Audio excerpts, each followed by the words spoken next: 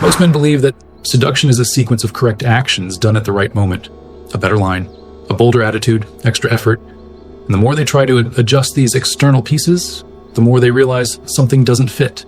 Interest doesn't sustain itself. Attraction doesn't deepen. Desire doesn't arise. This happens because female desire does not respond to isolated actions. It responds to the mental state a man sustains while acting. David Buss makes this clear when studying desire through the lens of evolutionary psychology. Women were not biologically shaped to react to explicit attempts at seduction, but to consistent signals of value, direction, and situational dominance. The female body evaluates who governs his internal state, who occupies space naturally, and who reacts to the environment instead of being governed by it. What matters is not what you do once. It is what you consistently represent. That is why canned lines fail. That is why appearance alone does not sustain desire. That is why direct effort often produces the opposite effect. The female brain is not aroused by trying. It is aroused by reading posture, reading rhythm, reading emotional stability. When a man tries to seduce, he places himself in a position of pursuit. When he sustains the right state, he is interpreted as a choice. The so-called hidden trick was never a specific move or a single technique.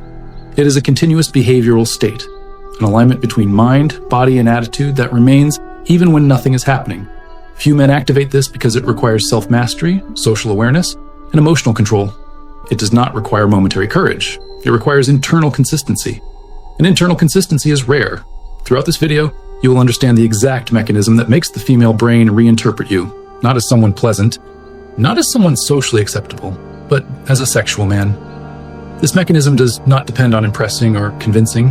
It depends on sustaining the right state long enough for instinct to do the rest. When that happens, desire does not need to be provoked. It emerges as a natural response to what you have come to represent. Technique 1. Psychological positioning of choice, not pursuit. There is a brutal difference between the man who enters an environment wanting to be accepted and the man who enters observing whether it is worth staying. This difference is not spoken, it is felt. Robert Greene explains that whoever appears to choose activates automatic attraction because he occupies a higher position in the psychological hierarchy. This is not arrogance, it is absence of need. And the female brain recognizes this in less than a second. When you position yourself as a candidate, everything about you communicates pursuit. The body leans in, the rhythm accelerates. Words try to convince. The man who positions himself as a filter maintains his axis. He does not change his energy when entering. He does not adapt to fit. He observes, measures, decides. This silent posture immediately changes instinctive perception. Studies from Princeton show that judgments of value and dominance happen in fractions of a second. Before any verbal content, that means the decision begins before the conversation exists. This technique does not depend on speech because speech comes after positioning. It depends on how you occupy social space, entering without haste, maintaining open, stable posture, looking without asking permission. When you ask selective questions instead of presenting yourself, you communicate discernment. Discernment communicates value. Value awakens curiosity, and curiosity is the first step of desire. Notice the detail almost no one applies. Ending interactions when you decide, not when the topic runs out. This breaks the pattern of neediness. The female brain reads this movement as control of rhythm. Control of rhythm is read as leadership. Leadership is associated with protection and direction. Protection and direction are ancient biological triggers, deep and difficult to ignore. The result of this technique is silent but powerful. You stop being interpreted as someone seeking acceptance and start being read as a source of value. Not because you said something impressive, but because you didn't need to. When a man occupies the position of choice, the environment reorganizes around him. And when the environment reorganizes, desire finds space to emerge without being called. Technique 2, cognitive sexual tension, curiosity, and ambiguity. Few men understand that desire does not grow when everything is clear, but when something remains open. Carl Jung explained that psychic energy moves toward what is unresolved, toward what provokes interpretation, toward what demands reading. The female brain is not aroused when it receives everything ready-made. It is aroused when it needs to decipher, when it needs to imagine. Something is left suspended in the air.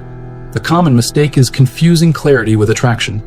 The man thinks that by showing interest early, by making everything explicit, he creates security. What he actually creates is closure. When everything is explained, the nervous system relaxes. An excessive relaxation does not generate desire. Desire needs cognitive tension, that subtle feeling of curiosity that keeps the mind active even after the interaction ends. Research published in the Journal of Personality and Social Psychology shows that controlled ambiguity increases dopaminergic activation. Dopamine does not respond to the predictable. It It responds to contrast, expectation, to what is not fully resolved. When you give answers that are too complete, when you confirm interest too early, you close the circuit before it has time to strengthen. Desire does not have time to grow.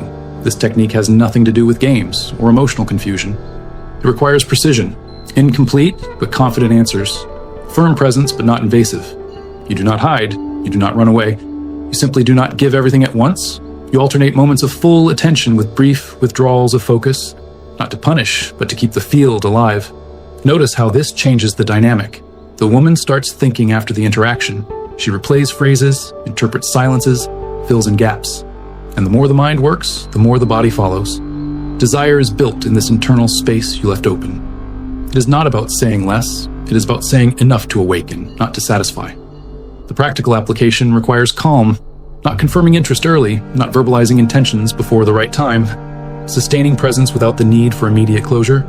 When you master this cognitive tension, flirting stops being explicit and becomes psychological. And the psychological is always deeper than the obvious. This is exactly where most fail because they do not understand the mechanism. And this is exactly why the code of seduction exists, not as a set of mysterious phrases, but as a system that teaches how to create and sustain real psychological tension without seeming manipulative or needy.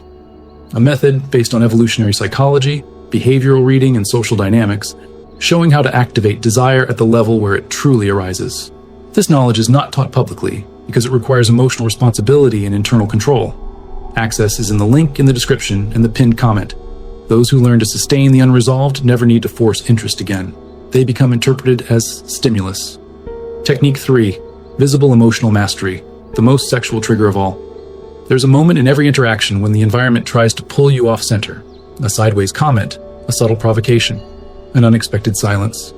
It is at this point that almost everything is decided, not by what is said, but by who maintains control of their internal state.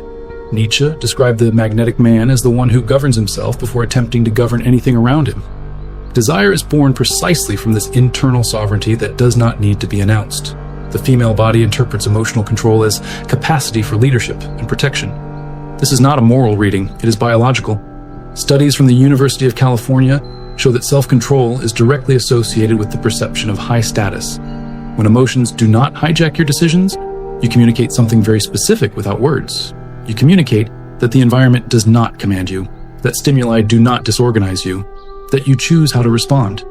This reading happens quickly and deeply. The common mistake is trying to fix the mood.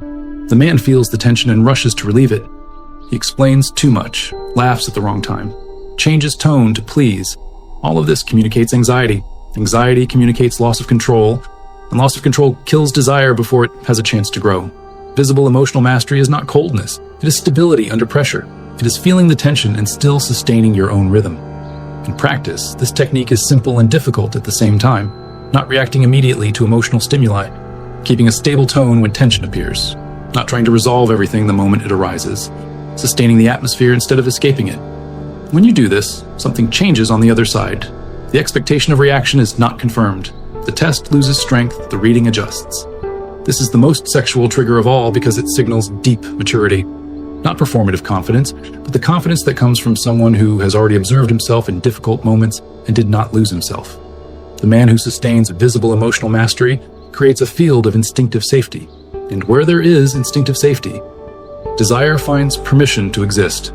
Few men master this because it requires internal training, not momentary courage. It requires inner silence, not fast responses.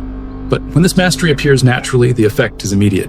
You stop being merely interesting, you become solid. And solidity, at the instinctive level, is one of the deepest foundations of attraction. Conclusion: the hidden trick is not seducing, it is sustaining the right state. After observing these patterns honestly, one truth imposes itself effortlessly. Female desire is not born from attempts, it is born from interpretation. The female brain does not respond to isolated moves, but to continuous coherence between psychological positioning, sustained tension, and emotional mastery. David Buss explains that attraction is an adaptive response to consistent signals of value, not to punctual performances. When these signals align, desire appears without being summoned.